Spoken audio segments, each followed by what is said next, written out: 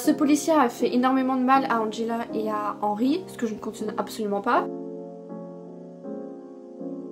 Je vais suivre mon instinct et fuir de ce bateau. Il mérite de mourir et il mérite d'être dans un cirque. Ah, j'en ai des larmes aux yeux. Ouh. Bref, je suis trop émue.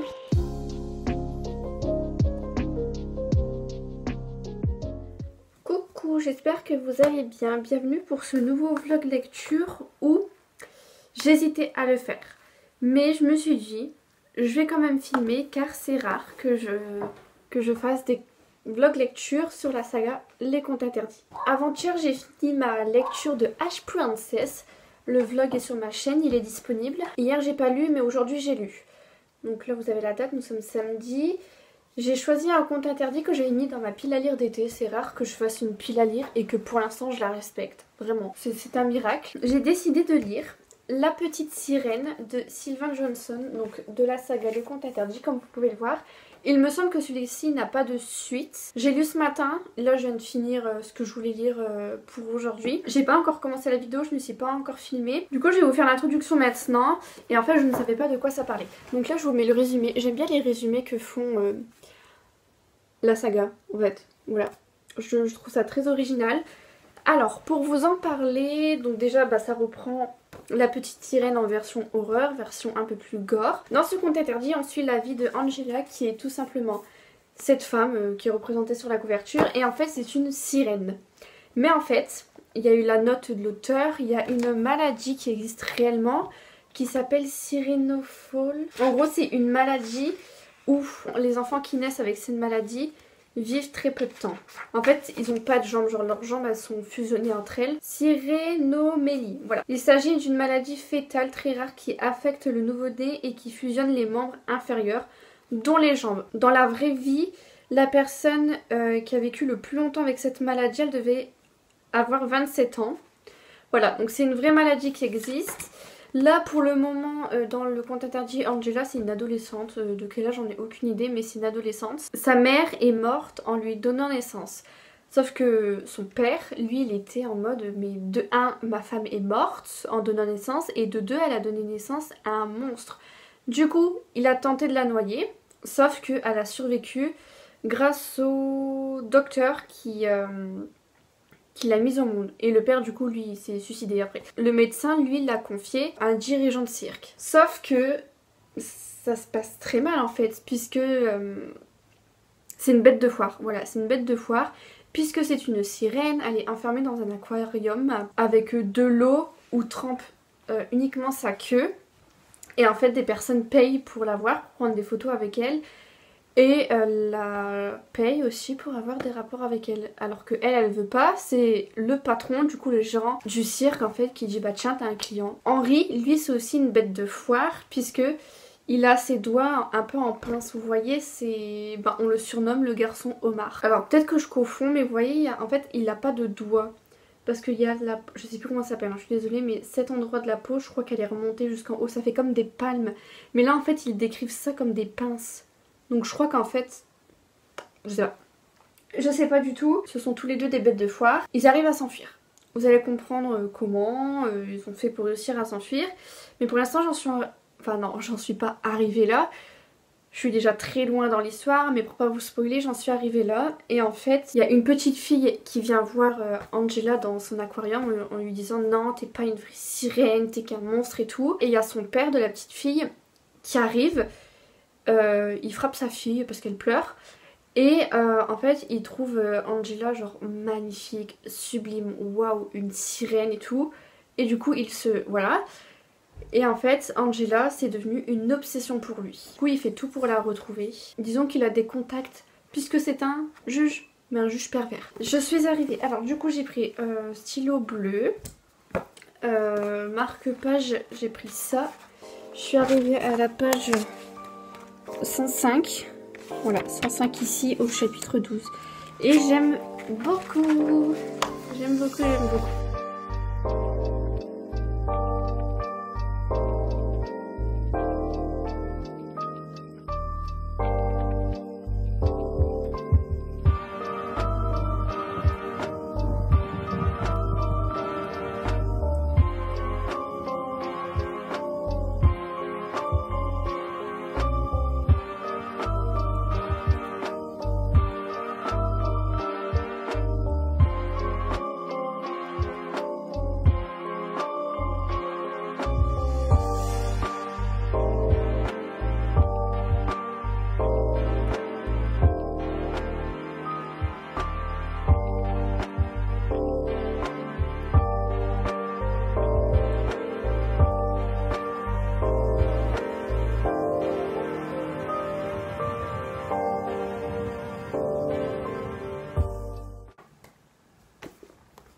c'est l'un des meilleurs contes interdits que j'ai pu lire. Il est juste incroyable. La plume, elle est très belle.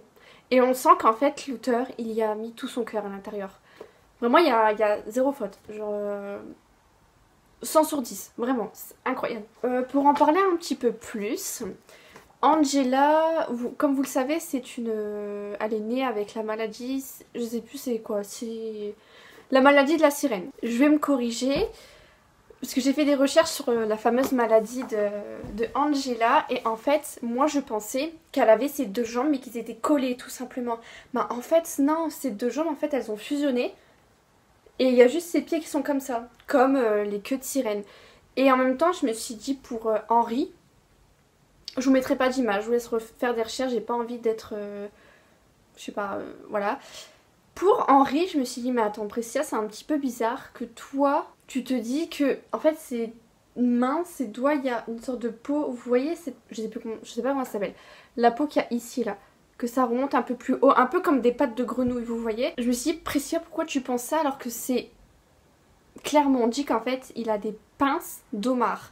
Donc j'ai fait des recherches et en fait c'est vraiment des pinces d'homard. Donc en fait il a 3 ou 4 doigts, je sais pas. Mais bref, ça fait des pinces quoi. Voilà, ça fait des pinces. Pour revenir sur Angela, elle a toujours eu un rêve qui est de 1 d'épouser un cow-boy, mais sinon c'était d'avoir des jambes. Et en fait, elle fait la rencontre, elle et Henri, d'un garçon, d'un nain qui s'appelle Gustave, qui était lui aussi un peu un petit esclave du cirque de Sophorin, et lui il a dit bah je connais un endroit qui se nomme le Palais des Nains, et la comtesse Rose, du coup c'est celle qui habite à l'intérieur de ce palais, du coup c'est une naine, peut te donner tes jambes et réaliser tes rêves. Il y en a beaucoup qui y croient pas. Angela, elle, bien évidemment, elle y croit. Angela, Henri, Gustave plus 2 autres personnes partent à l'aventure pour rencontrer cette fameuse comtesse, sauf que ça ne se passe absolument pas comme prévu. Franchement, faut pas s'étonner. Si vous lisez très souvent des contes interdits ou si vous en avez lu pas mal, vous savez que quand ils atterrissent à un endroit, même si c'est tout souriant, tout jovial, tout ce que vous voulez, ça va forcément finir mal. C'est ce qui arrive. Je vous explique pas, mais c'est ce qui arrive. Alors, comment dire que Angela fait partie de mes personnages préférés. Henri, c'est l'un de mes personnages préférés. Il est même un petit peu plus au-dessus qu'Angela. Henri, en fait, il connaît un peu... Bah, il connaît Angela depuis sa plus tendre enfance, depuis qu'elle est toute petite, puisque je sais pas s'ils sont arrivés en même temps dans le cirque, mais ils se connaissent depuis l'enfance. Et lui, il connaît ses rêves, forcément, et en fait... ou ses envies, et en fait lui il a fait en sorte de réaliser cette envie ou ce rêve. Je vous dis pas ce que c'est, hein, et je trouve ça trop beau. Genre je trouve ça trop mignon, et en fait il s'aime. Enfin lui en tout cas il aime, ça se voit. Je pense que c'est tout ce que je pourrais dire, il y a juste un petit truc, alors je vais mettre le petit spoil. Voilà, là il s'affiche, je vous laisse faire pause ou alors le temps que je parle, vous pouvez directement passer, vous voyez avec la petite barre de la vidéo, jusqu'à temps que vous voyez plus le spoil. Henri et Angela ils étaient ensemble avec le fameux policier corrompu qui est au service du juge pervers parce qu'il veut se taper Angela. Voilà, il a un petit fantasme sur Angela, sur sa queue de sirène. Bref, ce policier a fait énormément de mal à Angela et à Henri, ce que je ne cautionne absolument pas. Angela fait ses adieux à Henri. Et lui, il lui fait ses adieux à sa manière. Mais en tout cas, il lui avoue quelque chose. Sauf que Angela, elle, parce qu'il y avait une rivière à côté, en fait, elle a été volontairement dans l'eau et Henri l'a regardée en train de couler dans les profondeurs. Du coup, lui, il pleurait et il l'a cru morte, en fait. Genre, elle s'est suicidée, si on veut. Du coup, il est super triste et même dans l'épilogue, il est super triste et tout. Mais moi, je suis en mode, bah non. Pour moi, on va le retrouver dans un autre livre que je vais vous montrer, je vous en parler juste après. Mais c'est aussi que plutôt dans le livre, peut-être dans les 100 pages ou peut-être un peu moins, je sais pas, Angela, elle a découvert un don, si on veut, c'est qu'elle arrive à respirer sous l'eau. Donc je pense que si sur Terre, elle peut pas vivre en tant qu'humaine normale parce qu'elle n'a pas de jambes, elle se dit que sous l'eau, bah, elle peut vivre... parmi les poissons et sûrement d'autres sirènes qu'elle va rencontrer, par exemple. J'en viens à l'autre livre que je vais vous montrer sans le spoil, je vais vous en parler. J'ai fini ce livre, ah ouais, du coup j'ai pris un peu plus mon temps pour le lire, je l'ai fini il y a quelques minutes. Hier j'étais sur TikTok et je tombe sur un profil et une personne avait mis en couverture, enfin en tout cas parlait de contes interdits, du coup j'appuie Et en même temps que j'écoute la vidéo, je regarde les commentaires. Et là en fait, il y a une personne, elle a pas très bien compris le truc par rapport aux deux sagas. Donc la première saga, entre guillemets, l'histoire principale, c'est l'univers des contes interdits. Et la saga spin-off, c'est dans l'univers des contes interdits. Et en fait, il y a certains livres dans la saga, dans l'univers des contes interdits, qui sont la suite de certains livres qui sont dans la saga l'univers des contes interdits. Voilà, normalement c'est plutôt clair. Du coup, le monsieur, il a donné un exemple sur la petite sirène. Et il a dit qu'en fait, la petite sirène, sa suite, c'est Henri. Et là, la petite abeille a failli rentrer. Je regarde... Ok, je regarde ma bibliothèque et je me dis, mais... En fait, je l'ai. J'ai la suite de la petite sirène. Je vais hurler. Du coup, hier, j'étais dans ma bibliothèque et je me suis dit, mais... Henri, tu es là? Il est là, il est dans mes mains, quoi. Et je vais bientôt le retrouver, je suis trop heureuse. Ah, j'en ai des larmes aux yeux. Ouh. Bref, je suis trop émue. L'édition Ada plus l'édition Contredire. Alors, je vous aime, mais d'un autre côté, je vous aime pas parce que... En fait, cette saga existait avant cette saga, forcément. Cette saga elle est sortie il y a quelques années.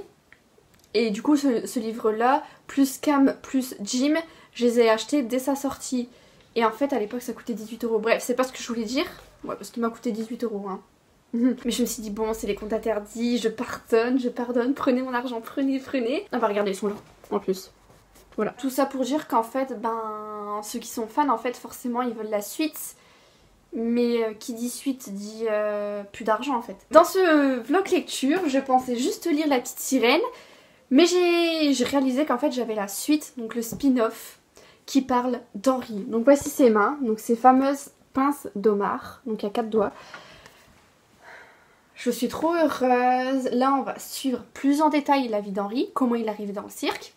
Parce que là, c'est... on est concentré sur Angela, en fait. Et là, c'est sur Henri. Je sais pas si je vous avais mis le résumé, je vous le remets. Je pense que je vous l'avais mis. Et là, du coup, je sais pas si je peux vous le mettre. Ok. Ah oui, en parlant de God Boots, parce qu'en fait, il y a un... Parce que dans ce livre... Oh, il y a un truc, j'ai totalement oublié de vous en parler. Dans ce livre, La Petite Sirène, l'auteur, Sylvain Johnson, il cite l'un de ses confrères, si je peux dire. Je sais pas comment il s'appelle, mais il y a God Boots. J'ai envie de voir. Ok. Yvan God Boots, qui a écrit d'ailleurs Boucle d'Or, donc la saga que j'aime beaucoup. En fait, il a cité l'un de ses confrères dans la saga L'univers des contes interdits, qui est Sylvain God Boots. Et je me suis dit, wow, il cite l'un de ses confrères. Je sais pas si je peux utiliser ce terme, en vrai, ouais. Et en fait, alors, je vais finir juste de lire. Non. Ok, alors, je vais vous mettre le résumé. Je vais mettre le spoil encore une fois. Je vous mets le résumé uniquement si vous avez lu celui-ci. Ou alors si vous avez entendu ce que j'avais dit dans le spoil tout à l'heure. Sinon, si vous ne l'avez pas lu, vous pouvez passer. Voilà. Donc là, je vous mets le résumé. Donc oui. Donc pour moi, en fait, elle n'a pas disparu. Juste, elle respire sous l'eau, en fait. C'est incroyable. Auteur de La Petite Sirène, Cendrillon est le joueur de flûte de Hamelin. Et Cendrillon. Et je comprends en fait que je suis pas déçue par cet auteur et par La Petite Sirène parce que il a écrit Cendrillon et Nadja, mon dernier vlog lecture sur les contes interdits. Et en fait, j'ai surkiffé son écriture et j'ai adoré l'histoire. Le joueur de la flûte, ça par contre, je l'ai pas encore lu. Autre chose que je voulais dire, il y a un lien encore avec La Petite Fille aux Allumettes. Et dans Cendrillon, ou Nadja, je sais plus c'est lequel, je crois que c'est Nadja. Ouais, c'est Nadja. Du coup, Nadja, c'est le spin-off de Cendrillon, la suite. Et ben en fait, à la fin de Nadja, il y a la petite fille aux allumettes qui a fait son apparition. Et dans La Petite Sirène, il y a la petite fille aux allumettes qui a fait son apparition quand elle était sous l'eau. Quand elle était sous l'eau, dans les alentours des 100 pages. Voilà, ça si vous avez écouté mon premier spoil, vous avez compris. Et du coup, en fait, je veux trop maintenant avoir la petite fille aux allumettes puisqu'elle est dans plusieurs contes interdits et apparemment elle a été dans La Belle au Bois dormant. Sauf que La Belle au Bois dormant, ça fait belle lurette que je l'ai lu il y a plusieurs années de ça et j'avais pas en fait lien avec La Petite Fille aux Allumettes. Et en fait il était pas encore sorti en conte interdit. Je vais le commencer demain, j'ai super hâte. Oh, je me rends compte que les livres qui ont une suite et que je lis tout de suite, c'est que les contes interdits. Il y a des sagas que je surkiffe, mais c'est pas pour autant que je lis le tome 2 dès que j'ai fini le tome 1. Non. Ah, trop contente. Je suis trop heureuse. Incroyable. Voilà, je vous laisse. Allez, bisous. Première date pour Henri, l'amour de ma vie. J'ai pas mal de choses à dire. Déjà, je l'ai commencé tout à l'heure. J'ai lu pour la première fois en entier un remerciement qu'il y a au tout début ou à la fin du livre. C'est la première fois que j'en lis un et j'ai bien fait. Ce livre de base, il devait jamais sortir. C'est juste que l'auteur, du coup, Sylvain Johnson, il a une panne d'écriture, il savait pas quoi écrire. Enfin, ouais, il savait pas quoi écrire, mais il voulait pas sortir un livre qui allait être édité. En fait, il voulait pas écrire de roman, il voulait juste écrire pour lui. Du coup, il a regardé sa bibliothèque et il a vu La Petite Sirène. Et en fait, Henri lui est venu en tête. Disons que ça lui a donné de l'inspiration. Et il a écrit le roman Henri. Sauf que à la fin de son écriture, il s'est dit mais de base, je voulais pas sortir un roman, mais il a quand même envoyé son manuscrit à Simon Rousseau, du coup le patron de Ada, du coup la maison d'édition québécoise. Là c'est de l'édition française, hein, Corbeau, mais l'autre c'est Contredire, enfin bref. Du coup il l'a envoyé et en fait il a surkiffé, il lui a dit mais en fait on a eu la même idée, c'est-à-dire de créer un autre univers en plus de l'univers de base. Simon Rousseau, il avait pensé à créer la saga dans l'univers des contes interdits. Voilà, je vais pas vous expliquer ce que c'est, vous avez compris. Et en fait, Sylvain Johnson, lui, il était en mode « Eh, mais on a pensé à la même chose !» Trop waouh. Du coup, j'ai lu le remerciement et attention, je vous mets le spoil, ça c'est uniquement si vous avez écouté plutôt mes précédents spoils, mais en fait, je vais vous le lire. Dans La Petite Sirène, vous mentionnez Kanji, Angela, est capable de respirer sous l'eau lorsque le patron de la fête foraine tente de la noyer. Peut-on présumer qu'Anji a survécu à tous ces malheurs et se soit transformée en vraie sirène? Ce détail m'avait complètement échappé. Et là je me suis dit mais waouh, elle est vraiment vivante. J'ai pas les mots. C'était évident. C'était évident. C'était évident. Je suis trop heureuse. Maintenant pour vous parler du livre. Alors ça se présente sous forme de parties. Donc là il y a il y a le prologue qui est très bien écrit, j'aime beaucoup. Et il y a la première partie, juste ici, et la deuxième partie. Il n'y a que 2 parties, il me semble, si je dis pas de bêtises. Alors, moi, j'aime bien lire entre 50 et 100 pages par jour. Là, je suis à 79, mais j'avais envie de commencer la deuxième partie demain. Voilà, donc aujourd'hui, j'ai lu tout ça. Et franchement, c'est super rapide à lire. Alors, pour vous en parler, du coup... Alors, je suis heureuse de retrouver Henri, mais d'un autre côté, non, parce qu'en fait, il continue à souffrir et c'est horrible, forcément. Mais ça me fait trop mal.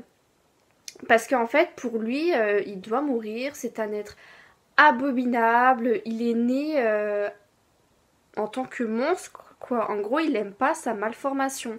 Il aime vraiment pas ça. Il continue à souffrir. Et en fait, Angela, la femme dont il est amoureux, il arrête pas de penser à elle. Il arrête pas de penser à elle, elle lui manque énormément. Et il a appris, enfin il a su où elle habitait petite, où elle habitait genre 2 secondes, où sa mère lui a donné naissance, mais elle est morte en lui donnant la vie. Il a été là-bas, il a visité un petit peu les choses, et là il y a des brutes qui ont débarqué, qui ont commencé à le maltraiter et tout. Et il a atterri dans le fleuve, il est embarqué dans une sorte de mer, genre le fleuve il était relié à la mer, à mon avis, et limite, il était en danger de mort, quoi, il a failli se noyer. Et là il y a un bateau qui s'appelle le Bella, je ne sais plus comment, mais je vais seulement le nommer Bella.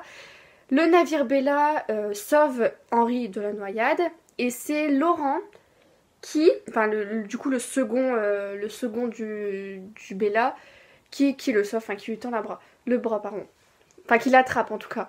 Tout le monde remarque sa malformation au niveau de ses mains, mais personne ne dit rien, mais lui il ressent quelque chose, il sent du jugement, du dégoût, voilà.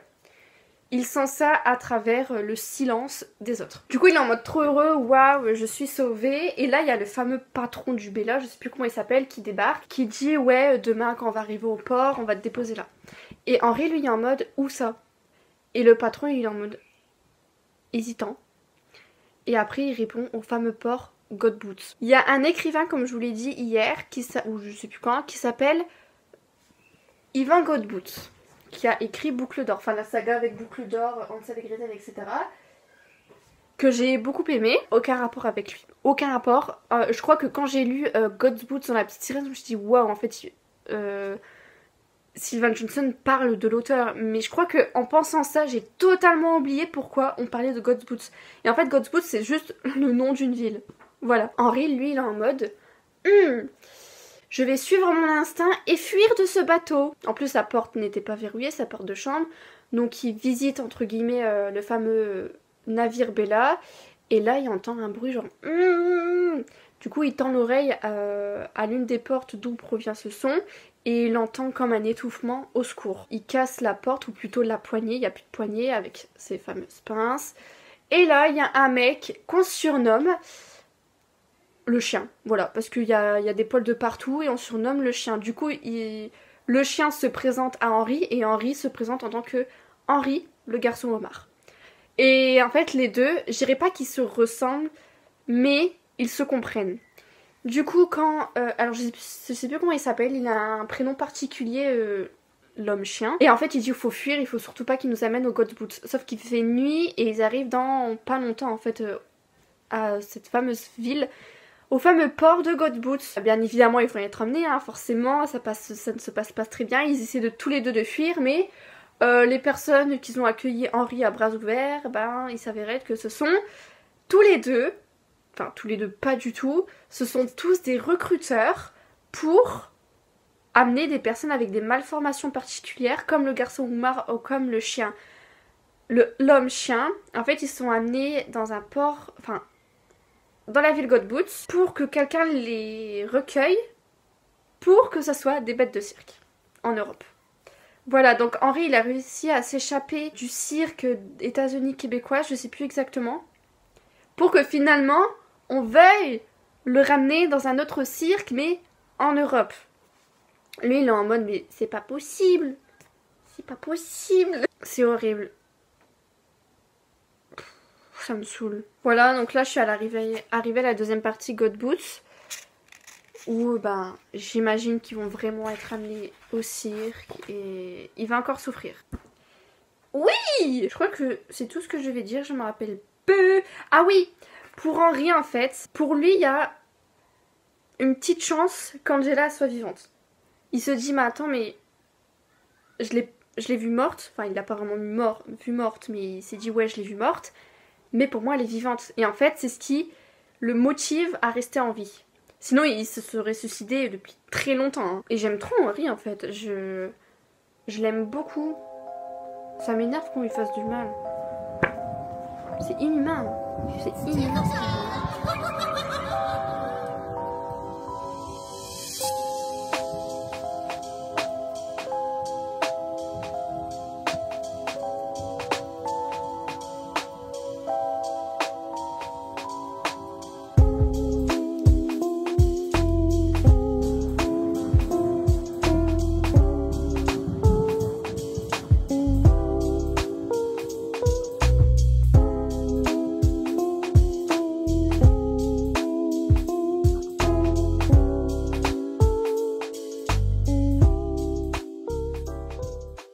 Alors non, ça m'a pas pris plus de 2 semaines pour terminer la suite, mais juste 2 heures.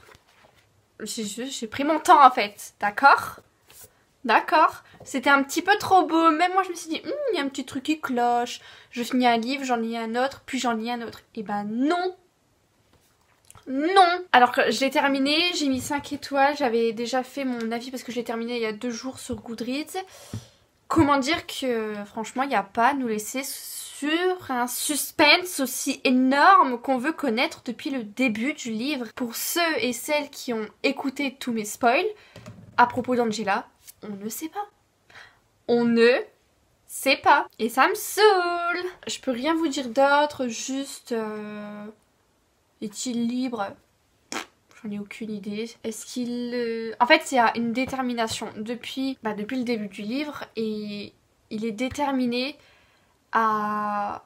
Je dirais pas accomplir sa mission, mais Il est déterminé à quelque chose, allez. Et il est toujours à l'épilogue en fait. Il était très bien. J'ai beaucoup apprécié ma lecture. C'était un livre qui allait extrêmement vite à lire et c'est toujours plaisant. Juste mon bébé en fait, il souffre davantage.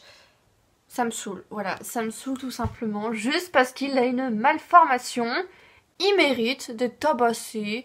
Il mérite d'être traité de tous les noms. Il mérite qu'on le nourrisse uniquement de crustacés. Il mérite de mourir et il mérite d'être dans un cirque. Si vous avez lu La Petite Sirène, je vous le conseille fortement de lire Henri. Alors par contre, je sais qu'il n'y aura pas de suite, qu'on n'aura jamais le fin fond de l'histoire, car il y a le fameux, et ça me brise le cœur, fin. On ne saura jamais. C'est tout pour cette vidéo. J'ai rien d'autre à dire sur ce que j'ai pu lire il y a 2 jours. Moi, Henri et Angela, on vous embrasse. Et on vous dit à la semaine prochaine pour une nouvelle vidéo. Bisous tout le monde!